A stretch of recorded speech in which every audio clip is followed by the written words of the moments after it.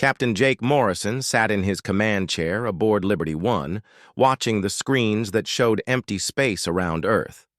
It was a quiet Tuesday morning, the kind he had grown used to after 5 years commanding the Orbital Defense Station. The coffee in his cup was still warm when the alarm started screaming. "Sir, we have contacts," called out Lieutenant Sarah Kim from the sensor station. "Multiple ships dropping out of hyperspace at the edge of our system." Jake set down his coffee and leaned forward. "How many?" 200 ships, sir. They're big ones." The main screen filled with the image of alien vessels unlike anything in Earth's databases. The ships were dark and angular, covered in what looked like armor plating. Each one was easily 3 times the size of Earth's largest battleships. "Get me Admiral Hayes on the line," Jake ordered, "and patch me through to NORAD." Within minutes, the command center buzzed with activity. "Major Lisa," Chen's voice came through from NORAD's underground bunkers. "We see them, Liberty One. Fleet composition suggests a full invasion force." Jake watched as the alien ships moved into formation. They weren't trying to hide their intentions. These beings wanted Earth to see their power. "Incoming transmission," reported Communications Officer Tony Lewis. "It's on multiple frequencies, sir." "Put it through." The screen flickered and an alien face appeared. The creature had gray skin, 4 eyes arranged in a square pattern, and a mouth filled with sharp teeth. When it spoke, the translation software converted its words into English. "Primitive beings of the 3rd planet. I am War Commander Kethvar of the Zephyrian Empire. Your world now belongs to us. Surrender immediately, and some of you may live as slaves. Resist, and you will all die." Jake looked around his bridge crew. Each face showed the same thing he felt. Not fear, but anger. Earth had been preparing for this day since the first radio telescopes detected signs of alien civilizations 50 years ago. "Open a channel," Jake said calmly. The alien commander appeared on screen again, clearly expecting to hear Earth's surrender. "This is Captain Jake Morrison of Earth Defense Command," Jake said, his voice steady.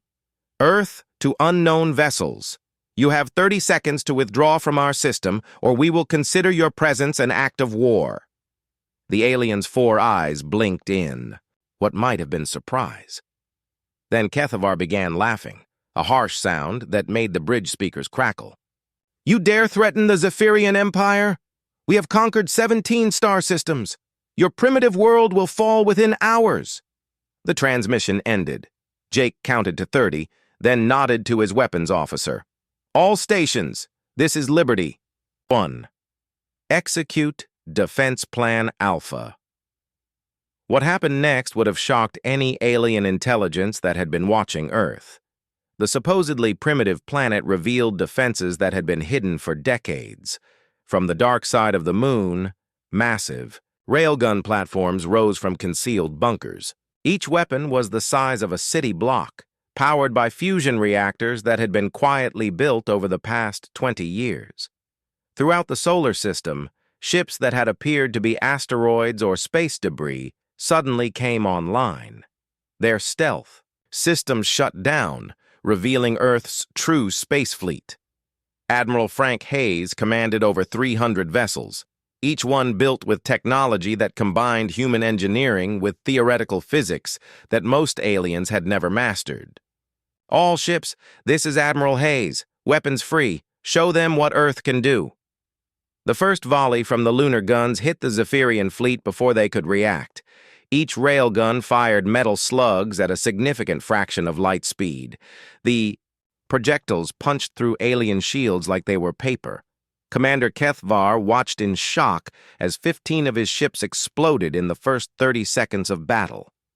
His sensors showed weapon signatures that shouldn't exist.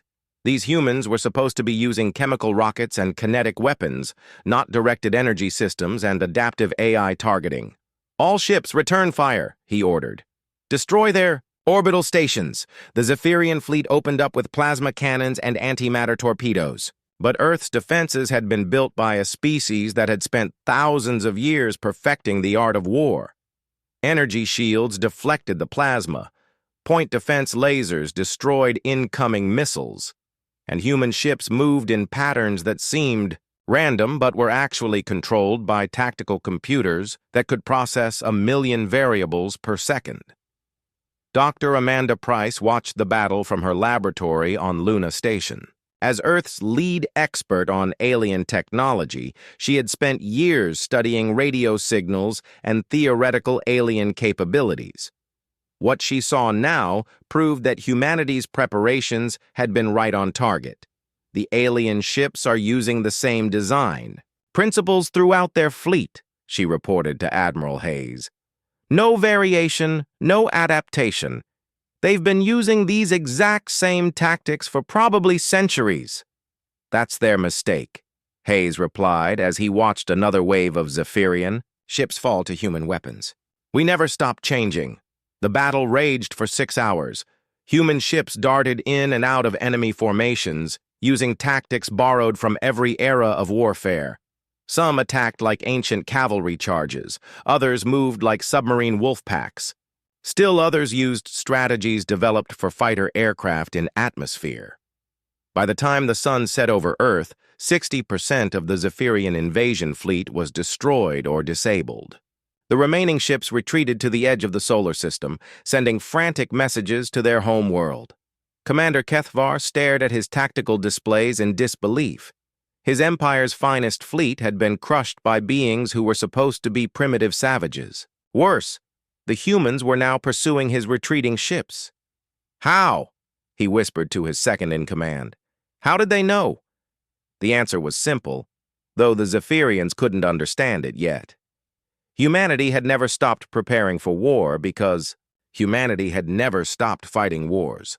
For 50,000 years, humans had been perfecting the art of combat.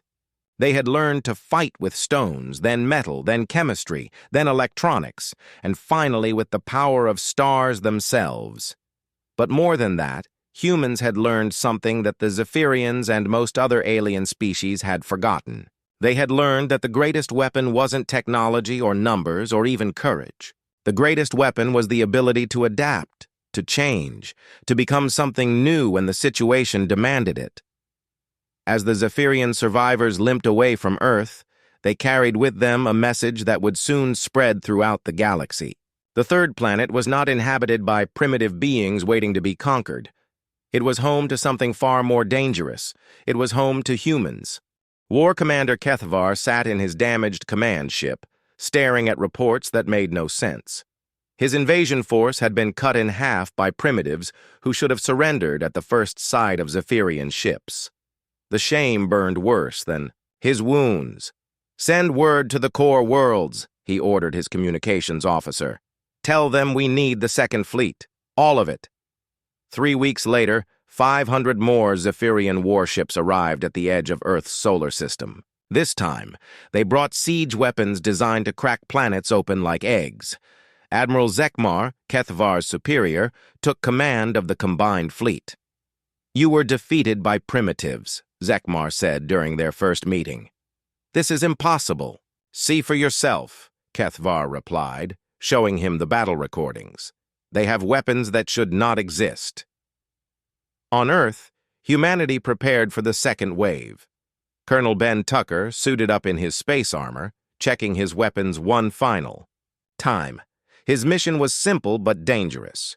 Take a team of Marines aboard an enemy command ship and capture it intact. Remember, Tucker told his 20-man squad, these aliens build their ships for efficiency, not security. They don't expect enemies to get inside their vessels. Use that. The human assault shuttle approached the Zephyrian flagship under cover of a larger battle.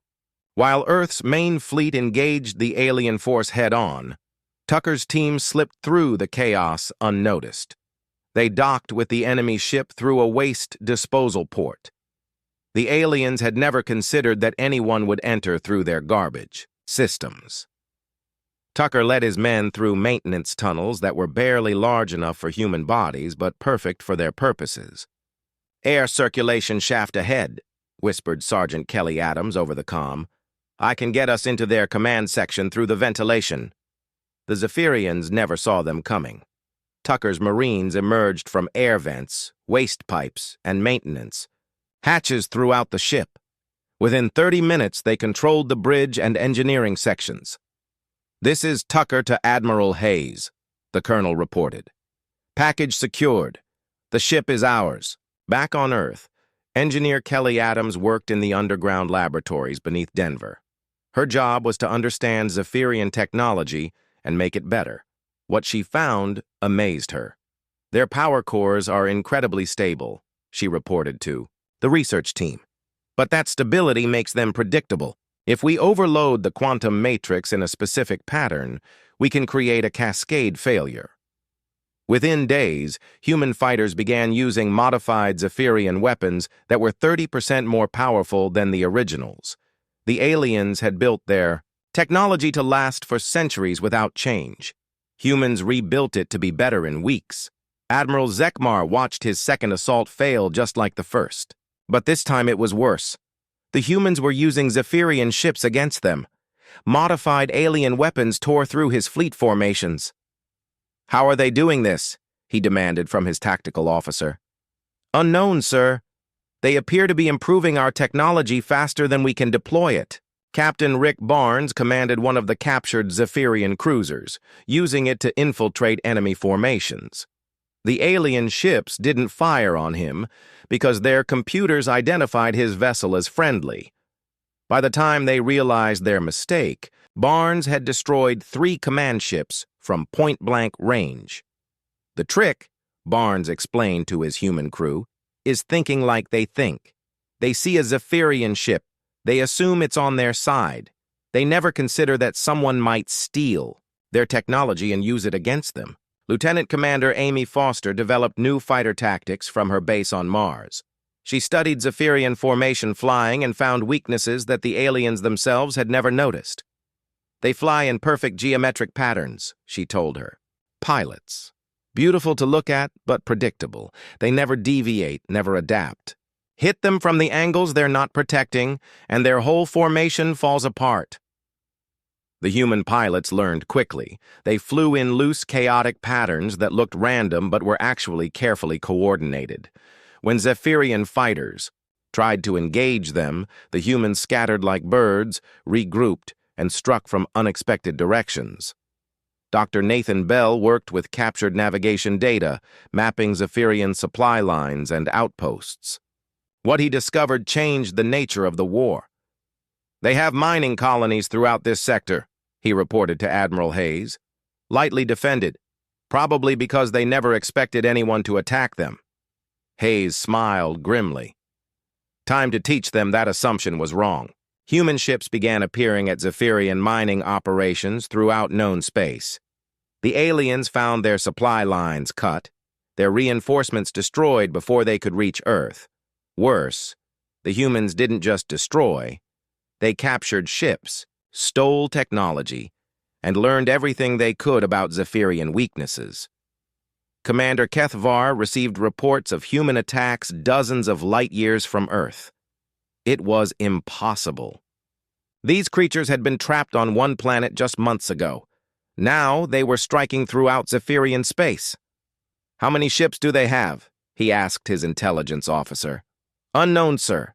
Every ship we've encountered uses different technology. Some appear to be captured Zephyrian vessels. Others use completely unknown designs." The truth was simpler than Kethavar could imagine. Humans didn't just capture alien ships. They studied them, improved them, and built new versions that were better than the originals. Each human vessel was unique because human engineers never stopped innovating. Engineer Adams made another breakthrough in her Denver laboratory. If we reverse the polarity of their shield generators and feed the power back into their weapon systems, we can turn their own ships into bombs.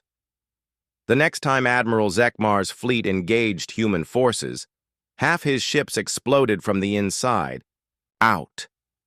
Their own technology had been turned against them by an enemy that understood Zephyrian systems better than the Zephyrians did. "This is madness," Zekmar whispered as he watched his flagship sister ship tear itself apart. "They're using our own weapons against us." "Sir," his communications officer interrupted, "we're receiving a transmission from the humans. The main screen showed Admiral Hayes sitting calmly in his command chair. Behind him, the bridge of his ship hummed with activity as human officers coordinated attacks across multiple star systems. "Admiral Zekmar," Hayes said politely, "I'm calling to offer you the chance to surrender. Your forces are defeated. Your supply lines are cut. Your technology belongs to us now. Yield, and your crews will be treated according to the laws of war." Zekmar's 4 eyes blazed with fury. "The Zephyrian Empire does not surrender to primitives," Hayes nodded sadly. "I was afraid you'd say that." The transmission ended.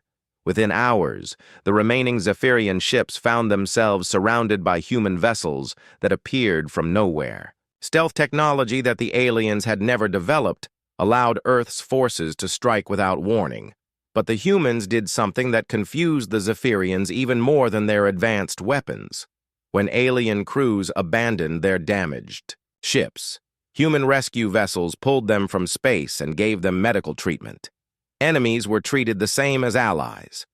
Colonel Tucker, now commanding a captured Zephyrian dreadnought, couldn't understand why this confused the aliens so much. "Where I come from," he explained to a captured Zephyrian officer, "you help people who need help. Doesn't matter if they were trying to kill you 5 minutes ago. They're hurt. You fix them." The Zephyrian officer stared at him with all 4 eyes. "This concept is unknown to us." "Maybe that's your problem," Tucker replied. As the second invasion fleet limped away from human space, they carried something more dangerous than news of military defeat. They carried the knowledge that humans fought wars unlike any species the galaxy had ever seen. They captured instead of destroyed. They improved instead of copied. They helped instead of hurt. And they never, ever stopped learning. Ambassador Veltar of the Andromedian Council sat in his office high above the capital city of Nexus Prime, reading reports that made him question everything he knew about galactic civilization. The communications network carried news from across known space, and all of it centered on one impossible fact: humans were winning. "Show me the latest intelligence summary," he ordered his aide. The holographic display filled with star charts marking human activity. Red dots showed former Zephyrian colonies that had fallen to Earth forces. Blue markers indicated liberated, worlds where humans had freed enslaved populations. The pattern spread like wildfire across an entire sector of space. "How long since their first contact?" Veltar asked. 18 standard months, Ambassador. The Zephyrian invasion of Earth occurred 547 days ago. Veltar leaned back in his chair. In less than 2 years, a species that had never left their home system had become a major power in galactic affairs. It was impossible, except that it was happening. On Earth, General Susan Parker stood in the war room of New Geneva Station, coordinating humanity's first interstellar military campaign. The orbital fortress had been built in record time, using a combination of human engineering and captured alien technology. "Status report," she called out to her staff. "Liberation of Kepler 442 is complete," reported Colonel Martinez. "Captain Lewis's forces freed approximately 2 million Valdari slaves. The Zephyrian garrison surrendered without significant resistance." Parker nodded. The pattern was becoming familiar. When faced with human tactics and weapons, most Zephyrian forces either fled or surrendered. Those who chose to fight rarely lasted long. What about the Kethrani system? Ongoing operations. The Kethrani are helping us identify Zephyrian supply depots. They seem grateful for the liberation. Captain Tony Lewis commanded the Liberation Fleet at Kepler 442, but his job had become more complex than simple military conquest. The freed slaves needed food, medical care, and protection. More importantly, they needed to understand that humans were different from their former masters. "We're not here to rule you," Lewis explained to the Valdari Council of Elders. "We're here to help you rule yourselves." The elderly Valdari leader, her blue skin marked with ritual scars, stared at Lewis with large, dark eyes. "This concept is unknown to us. All species seek to dominate others." "Not all species," Lewis replied. "We fight for freedom, not conquest." Back on Nexus Prime, the Galactic Council convened an emergency session. Representatives from 43 species gathered in the Great Chamber, their voices creating a babel of languages and concerns. Counselor Prime Zethani called for order. "We are here to discuss the human situation. Intelligence reports suggest these beings pose a significant threat to galactic stability. They've destroyed the Zephyrian Empire," pointed out Counselor Vex of the Silicon Hegemony, "an empire that controlled 17 systems for 3 centuries. "But they haven't conquered those systems," added Counselor Rixtel of the Aquarian Federation. "Instead, they've liberated them. This behavior is unprecedented." Ambassador Veltar stood to address the council. "I've been monitoring human communications. Their stated goal is not conquest, but what they call freedom for all sentient beings. I'm not certain what this means." Intelligence Officer Maya Torres worked from her new base on Luna Station, establishing Earth's first galactic intelligence network. Her job was to understand how other species thought and fought. What she discovered challenged every assumption about alien civilizations. "Most galactic species haven't changed their military doctrine in centuries," she reported to Admiral Hayes. "They use the same tactics, the same formations, the same strategies their ancestors used 1,000 years ago." "Why?" Hayes asked. "Because they work. When you're fighting opponents who also never change, old tactics are sufficient. But against an adaptive enemy," Torres shrugged, "they have no defense." The truth was becoming clear to those who paid attention. Galactic civilization had grown stagnant. Species conquered each other using methods that were ancient when humans were still living in caves. Victory went to whoever had more ships or better technology, not to whoever could think of new ways to fight. Humans changed that equation completely. Dr. Rachel Stone published her analysis of alien military doctrine from her research station orbiting Mars. Her work sent shockwaves through the galactic intelligence community. "Every major power uses the same basic principles," she wrote. "Massed formations, direct assault, technological supremacy. They've been fighting the same war for millennia, just with different weapons." Her report found its way to military academies throughout the galaxy. For the first time in centuries, alien strategists began questioning their fundamental assumptions about warfare. The Zephyrian Empire's final collapse came not from a great battle, but from simple economics. With their supply lines cut and their colonies in revolt, they could no longer afford to maintain their military. War Commander Kethvar, now stripped of rank and facing execution for his failures, sent a desperate message to the Galactic Council. "The humans are not just another species," he warned. "They are a force of nature. They change everything they touch. If you do not stop them, they will transform the entire galaxy." His warning proved prophetic, but not in the way he intended.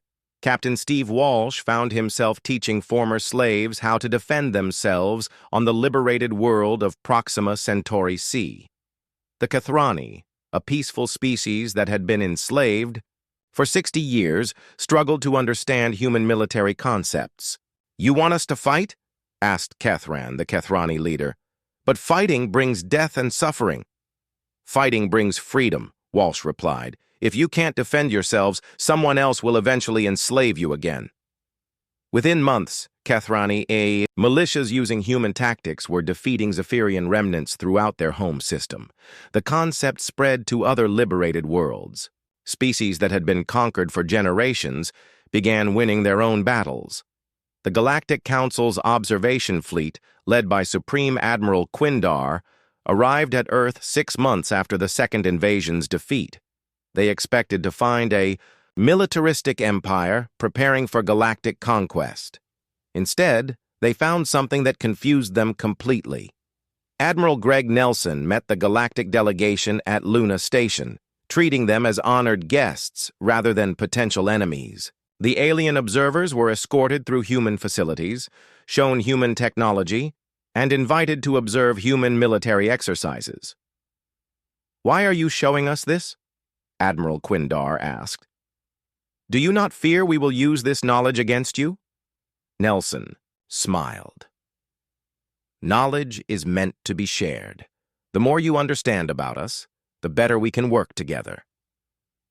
The concept of voluntary information sharing between potential enemies was alien to most galactic species.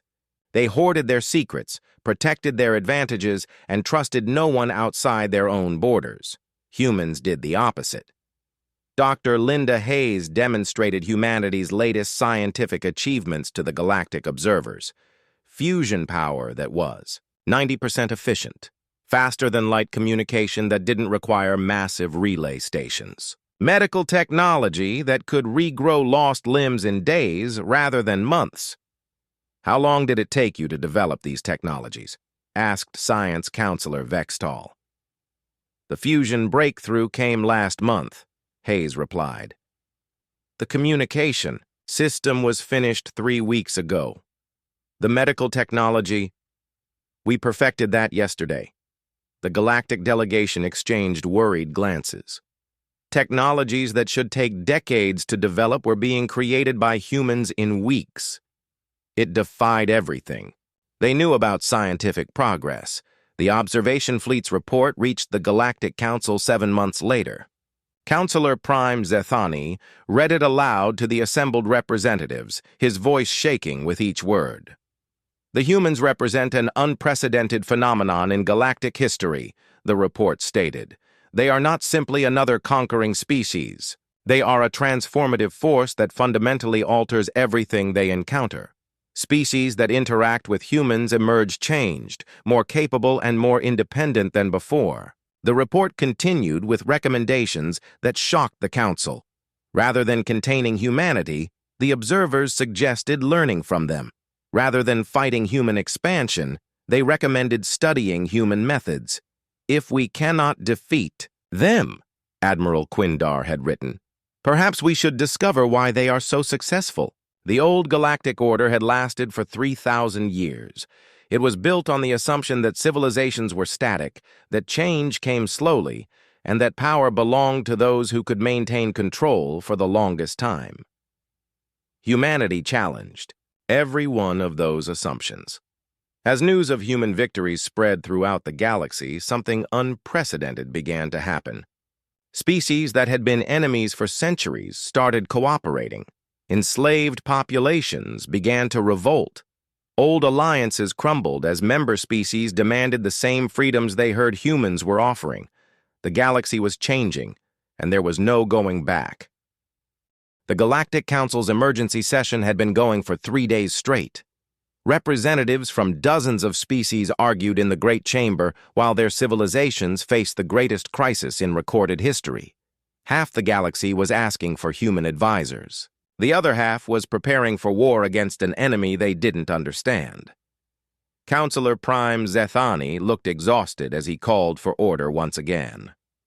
"The situation grows worse each day. The Rigelian Compact has officially dissolved. The Centauri Trade Federation is requesting human economic advisors. 3 more species have adopted what they call democratic governance, based on human political theories." In the observation gallery, Ambassador Veltar watched the proceedings with growing concern. His own people, the Andromedians, were split between those who wanted to learn from humanity and those who saw humans as an existential threat to galactic order. On Earth, President Helen Carter prepared for her first address to the Galactic Assembly. The speech would be transmitted to every inhabited world in known space, translated into over 400 languages. Her words could either calm the growing chaos or make it worse. "Remember," advised Secretary of State Jim Martinez, "most of these species have never heard of individual rights or democratic representation. These concepts will be completely foreign to them." Carter nodded as she reviewed her notes. "That's exactly why they need to hear them." Admiral Kevin Jones stood on the bridge of the former Zephyrian flagship Dominator, now renamed Freedom's Dawn. The massive warship had been completely rebuilt using human technology and crewed by volunteers from a dozen different species. It was the flagship of the new Galactic Peacekeeping Force. "Status report," Jones called out to his diverse bridge crew. "All systems operational," replied his first officer, a former Zephyrian named Catherine who had volunteered for service after her homeworld's liberation.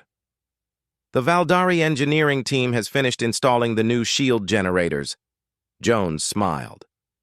6 months ago, Catherine had been trying to kill humans. Now she served alongside them, protecting the very worlds her people had once enslaved. The transformation still amazed him. Dr. Carl Brooks worked in his laboratory aboard the research station Einstein's Dream, coordinating the largest scientific collaboration in galactic history. Scientists from 43 different species shared data, theories, and breakthrough discoveries through a network that updated in real time. "The rate of advancement is exponential," he reported to Earth's Science Council. "When you combine human research methods with alien perspectives and capabilities, the results are incredible.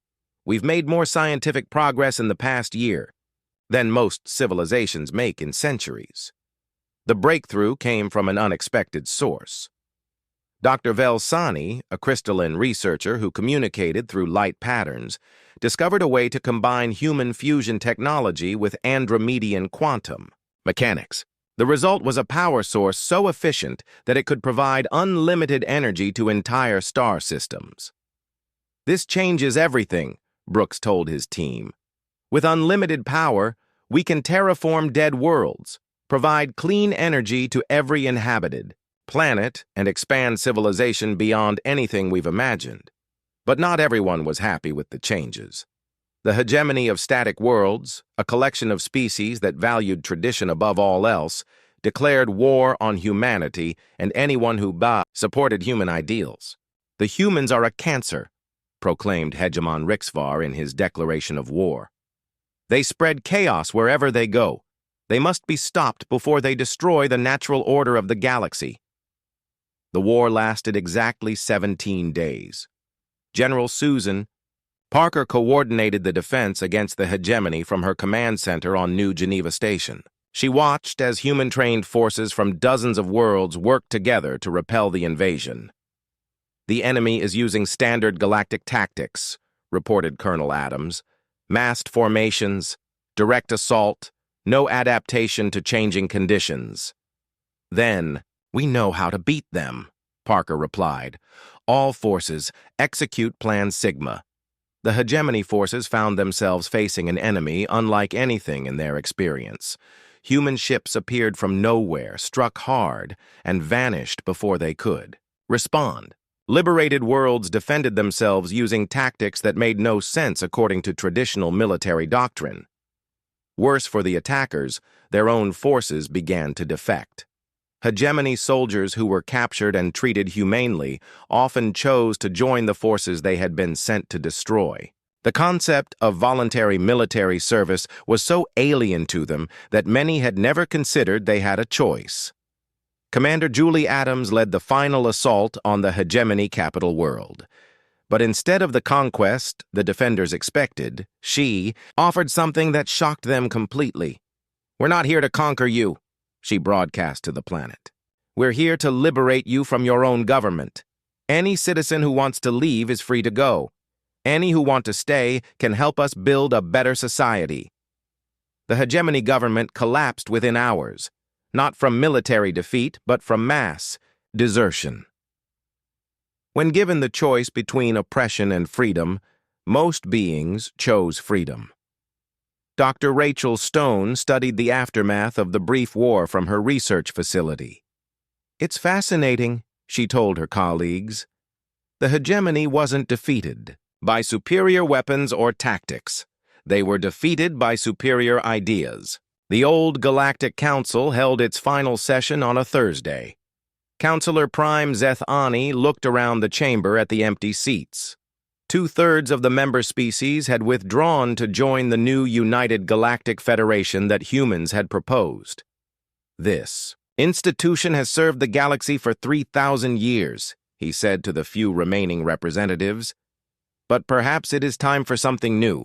The vote to dissolve the council was unanimous. President Carter's speech to the new Federation Assembly was broadcast from Luna Station to every inhabited world in the galaxy. She stood at a podium surrounded by representatives from over 100 different species, each one there by choice rather than conquest. "We gather today not as conquerors and conquered," she began, "but as equals united in our diversity.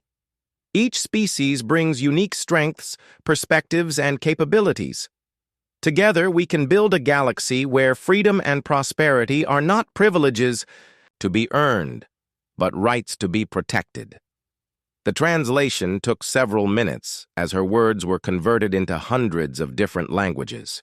Some concepts, like individual rights and democratic representation, required completely new words to be invented in languages that had never needed them before. In the audience, former War Commander Kethvar listened to the speech with amazement. 6 months ago, he had been scheduled for execution as a war criminal. Now he worked as a rehabilitation coordinator, helping former Zephyrian military personnel adapt to a galaxy where strength was measured by the ability to build rather than destroy. "Do you understand now?" asked his human supervisor, Dr. Sarah Kim, as they watched Carter's speech together. Kethavar's 4 eyes focused on the human president. "I am beginning to. Your species does not seek to rule others. You seek to teach others to rule themselves." "Exactly," Kim replied. "That's what makes us dangerous to the old order. We prove that things can be different." The speech continued for an hour, outlining humanity's vision for galactic civilization. Carter spoke of trade based on mutual benefit rather than exploitation. She described scientific cooperation that advanced all species rather than just the most powerful. She painted a picture of a galaxy where conflicts were resolved through negotiation rather than warfare. Admiral Jones watched the speech from the Bridge of Freedom's dawn as his ship patrolled the border between human space and the few remaining hostile territories. His crew represented a dozen different species, all working together toward common goals. "Sir," called out Navigator Velcon, a former slave who had joined the crew after his world's liberation, "we're receiving a transmission from the Rigelian border." "Put it through." The main screen showed Admiral Quindar, the same officer who had led the Galactic Council's observation mission to Earth. But instead of the formal military uniform he had worn before, he was dressed in the simple blue jumpsuit of the Federation, Peacekeeping Force. "Admiral Jones," Quindar said with a smile, "I wanted to personally thank you for accepting my application to join the Federation fleet. I've spent my entire career following orders from above. For the first time, I'm working for something I actually believe in." The transformation was complete. The galaxy that had existed for 3,000 years was gone, replaced by something that would have been unimaginable just 2 years earlier. Species that had been enemies were now allies. Civilizations that had remained unchanged for millennia were evolving and growing, and at the center of it all were humans, the species that had been dismissed as primitive just 18 months before. Secretary General Maria Wells, humanity's first galactic diplomatic leader, stood in her office overlooking the Federation capital on Luna. Through her window, she could see ships from 100 different worlds coming and going, their crews working together in ways that had never been possible under the old system. Her aide, a young Valdari named Seklin, brought her the daily reports. "Ambassador Veltar is requesting a meeting about the Outer Rim Expansion Project. The Kethrani delegation wants to discuss their proposal for the new Medical Research Consortium, and the former hegemony worlds are..." 2 years had passed since the failed Zephyrian invasion of Earth. Secretary General Maria Wells stood at the podium in the Great Assembly Hall on Luna Station, looking out at representatives from over 200 different species. The first Meeting of the United Galactic Federation was about to begin. 2 years ago, she said, her voice carrying to every corner of the chamber, our galaxy was divided by fear, mistrust, and the belief that strength came from domination. Today, we gather to prove that our greatest strength comes from cooperation. The audience, former Counselor Prime Zethani, listened with amazement.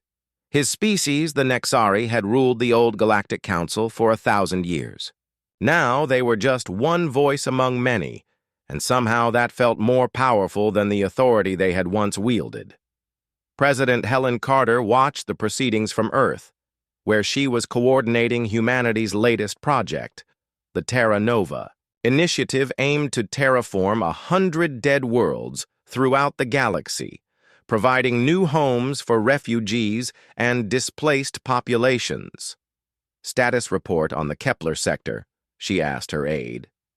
14 worlds are already showing early vegetation. Growth, came the reply. The Valdari botanical teams have exceeded all projections. They're suggesting we could have fully habitable worlds within 5 years instead of 10. Carter smiled. The collaboration between human terraforming technology and alien expertise was producing results that neither could achieve alone. It was becoming a common pattern throughout the Federation. Admiral Kevin Jones commanded the Federation fleet from his flagship, which was no longer called Freedom's Dawn. The crew had voted to rename it Harmony, reflecting their hope for the galaxy's future. His bridge crew now included beings from 23 different species, all working together with an efficiency that amazed military observers. Admiral called out his communications officer, a insectoid Keth Ani named Clickrix. We're receiving reports of pirate activity in the Outer Rim. 3 merchant vessels have been attacked in the past week. Dispatch the 3rd Squadron, Jones ordered, and contact the local planetary defense forces. If they need training or equipment, provide it. The Federation's approach to piracy was different from the old galactic powers. Instead of simply hunting down the criminals, they addressed the conditions that created piracy in the first place. Poverty, oppression, and lack of opportunity drove many beings to desperate acts. Remove those causes, and crime declined naturally. Dr. Carl Brooks worked in his expanded laboratory complex orbiting Jupiter, coordinating research projects that spanned the entire galaxy.